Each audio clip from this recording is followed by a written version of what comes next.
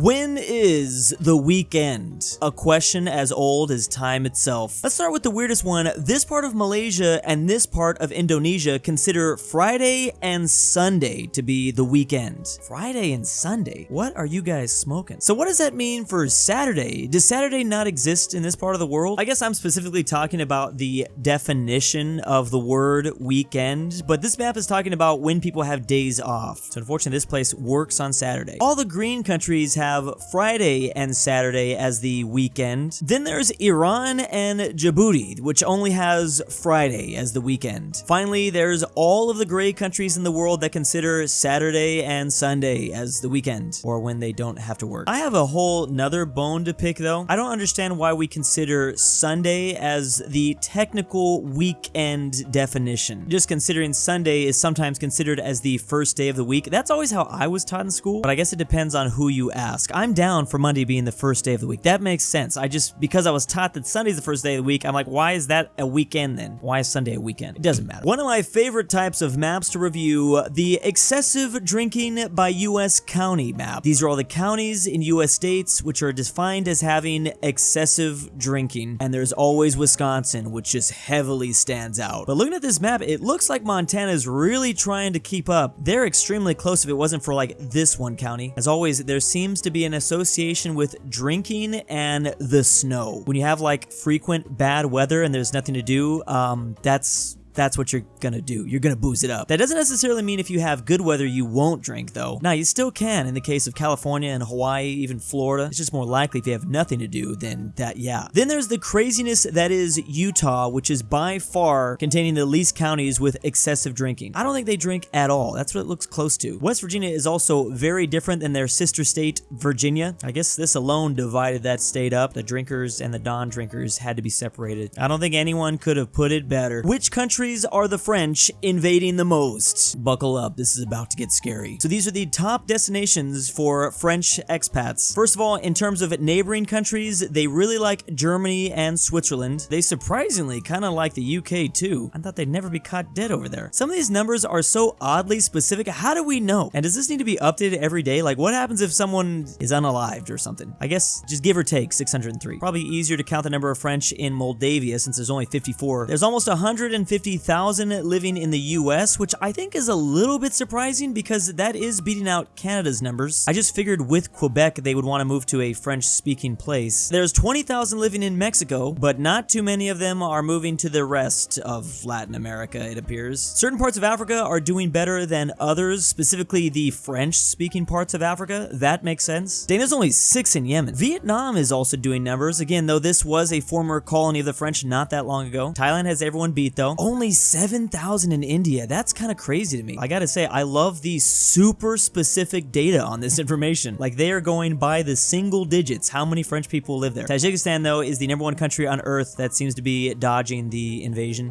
They have the least amount. Well, I mean, besides Yemen. Now we have to do a US expats map. We're the only thing worse. A map of the current situation in West Africa. So according to The Economist, these are the countries that will either side with the current Niger situation or against. Guinea's up for debate because they disagree with the current sanctions, and then possibly Mali and Burkina Faso could try to help Niger, or the Niger military specifically. All the blue countries supposedly could help contribute to a military intervention. Of course, all this stuff is subject to change real fast. I guess we're more confident in some countries than others. Liberia, Ghana, Togo, for instance. We're not exactly sure, but they might. Nigeria is a little bit more of a shoo-in. Chad, who's actually not colored on the map, they oppose military intervention. They're not colored though because they're not a part of the ECOWAS members. I don't think I'm pronouncing that right. So we're talking about the economic community of West African states. Lately, the world's been watching very closely to this part of the world. All the lands ruled by Muslims in the year 1650, compare that to 100 years later, 1750. Obviously, they're beginning to lose a pretty big stranglehold over India by 1815. By 1850, they're losing a lot of Kazakhstan as well as Greece. A lot of this has to do with the fall of the Ottomans. By 1850, a lot of green has been removed out of Indonesia as well as Egypt and Sudan. It's now 1914, the start of World War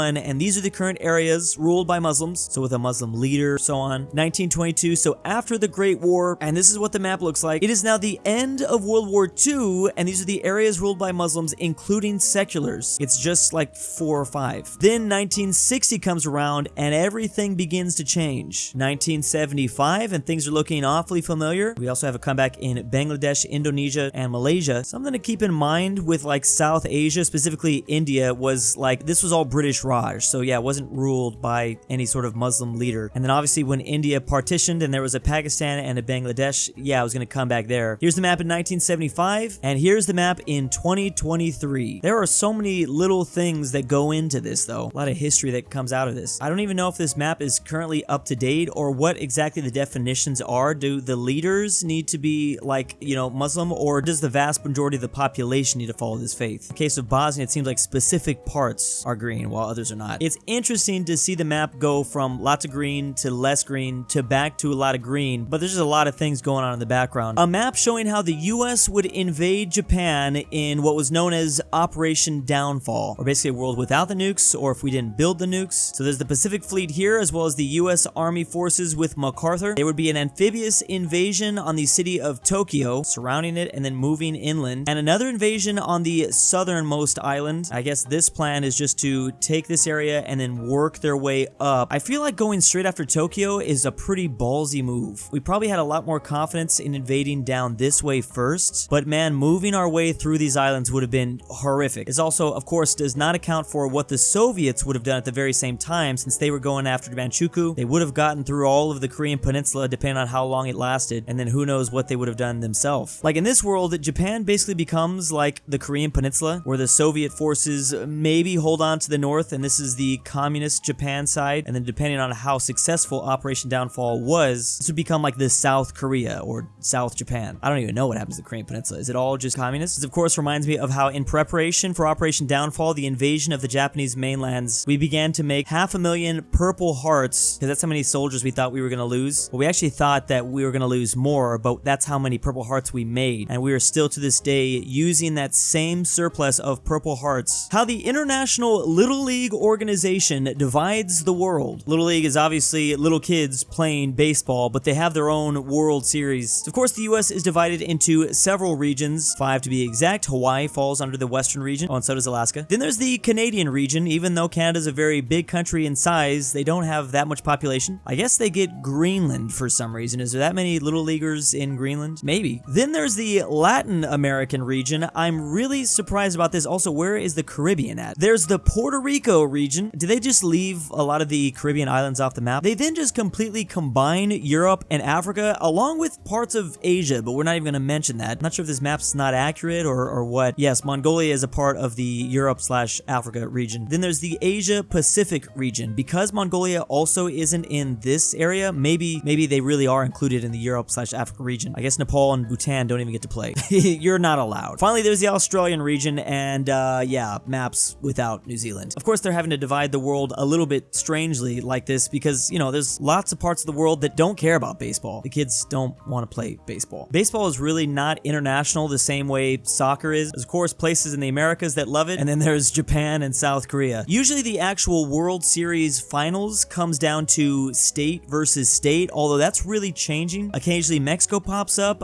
Taiwan had a crazy streak in the 70s, actually in the 80s as well. Wow, their kids are crazy over there. Occasionally Mexico or Venezuela will pop up. Of course, there's Japan, and then this region in the Caribbean as well. They've been kind of dominating here, and more often than not, we're actually not seeing state versus state anymore. Usually there is like somebody else there, except for 2021. Look at that rivalry continuing. Michigan versus Ohio. The most used emojis in Europe. How was this data even possibly collected? We got the cry laughing in Germany, the laughing cry in Belgium, but the Dutch are taking it a step above. They're on their side crying and laughing. The UK is crying and laughing. Meanwhile, Wales is being Wales. Ireland and Scotland with the red heart. This really is the perfect emoji for Poland. Come to think of it, Poland's been using this emoji for like 300 years just to describe themselves. Of course, naturally, some countries use their country's flag as the most popular emoji. So for Lithuania and Sweden, that's the case. For Liechtenstein, that's the case. France, really? That's literally the most boring you could pick. Or is it the laughing cry? I mean, I guess that could also be the most basic. I do gotta admit, I like the skulls. I just want to know what's going on on in these countries for putting so much skulls. They all have laughing references, though, is what I'm noticing. Well, I mean, except for the hearts, kind of. The skulls obviously are used to laugh in a way. I don't even know, Hungary. I'm confused. I respect the originality. Russia's most is a heart? That, I don't know. There doesn't seem to be a lot of love going around. Also, Latvia with a kind of a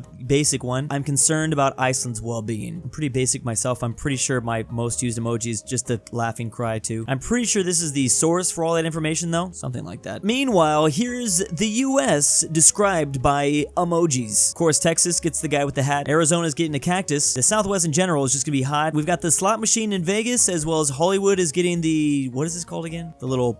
This looks a little bit high for the skiing, but yeah, Colorado. Isn't this guy supposed to be in Washington? I thought Apple was in Seattle. But yeah, Cascadia. I think we could have used another guy with a hat. Montana loves cowboys. Cornfield and sunflower seeds in the middle. It's very cold over here and very windy. Oh, the Windy City I get is Chicago. We got chicken for Kentucky, a guitar for the country music capital, Tennessee. Alligators. I think the alligator should go here. Islands, culture, I guess, and I think this is supposed to be more for New York. Peaches for Georgia. NASCAR racing. The Liberty Bell. We have the Statue of Liberty, and of course crabs. Maine loves their crabs. This is actually pretty good. I think you could fit, I wish there was more. We can still fit a lot more on here. We need to describe every country of the world using just emojis. Yeah, where's the White House at? Or potatoes in Idaho? The highest grossing music tours of all time. And obviously Taylor Swift has just taken the lead. Dude, I don't even listen to Taylor Swift. I knew this concert was insane. The amount of people that are talking about this. 1.4 billion. Like, when it starts to infiltrate my world, that's how I know this stuff is getting huge. Everyone was mad that Taylor Swift didn't go to Canada. Before that, though, there was Coldplay, who made 524 million. There's the Stones in 2021. It's Stones again. Guns N' Roses and Harry Styles. Coldplay once again. U2, I knew they're big. Ed Sheeran in 2017. The Farewell Tour by Elton John. But again, the projected for Taylor Swift to end at is 1.4 billion. Just for one tour. Why do you even keep going after that? That's what I wonder. It's like, we got it. We're good.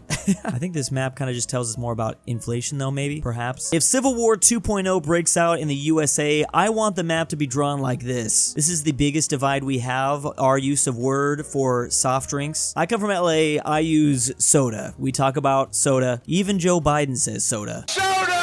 But then there's my family from the South. They live in East Texas. They call it all Coke. I don't understand it. I never have. Like, seriously, if you go to a restaurant in this region, you say, I want a Coke, they ask you, okay, what type? If you want a Coke, you have to say a Coke again. I don't know. I don't get it. And then finally, there's one of my favorites. All the yellow counties are saying pop. I don't know why I like that. It's funny. Pop. I want some pop. Seems like Alaska is really divided on this topic. They have no idea. They're real confused. Look at the last bastion of soda down here in where, like, divides the pop and the sodas. Sorry, the Coke. I can't even, like, say it right. We have to get our brothers out of there somehow. We need to invade. They're getting surrounded. I guess the East would have a better chance getting out the soda people. The alcoholics in Wisconsin like soda, though. Maybe it's easier to say. Pop's kind of hard when you're drunk or something. This is like the beginnings of, like, different languages popping up in the US. Just give it a couple more years. Big thanks to my patrons. Destiny 9,000. Drew needs to pay his taxes. Why am I doing this? JohnDenver, I'm the kidnapper. Jack Traven's annoying friends. InquisitorXarius. Caleb, Australia is real. I am not a paid actor. LuxembourgLover. Patrick Rye, subscribe to the Mexican 766. Become a patron by checking the description down below.